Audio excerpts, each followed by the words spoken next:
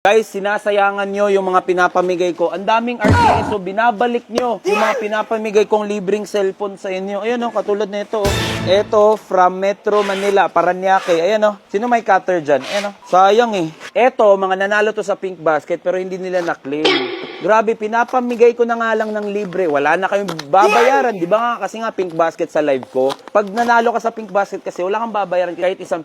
Pero bumalik sa amin. Oh. Sayang oh. Brand new Realme Note 60X na sana. Oh. Oh. Huwag niyong sasayangin, kaya dapat kukunin yung mga order, ay yung mga parcel na dumadating sa inyo. Kaya ikaw, kung gusto mo makatanggap, order ka lang ng kahit anong Suki products dyan. Ayun, ang dami dyan, no?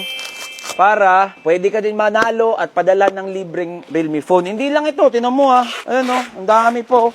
Ano to? Wala to. Yung may mga cellphone. Wala na. Ito na yung lahat ata. Ito na, tinan nyo guys, oh. Mga binalik, noli, unclaimed na mga pinamigay natin, eh, no? Sayang. Bigay ko na lang to sa iba. Kaya comment ka dyan at make sure naka-follow ka at i-share mo tong video na to.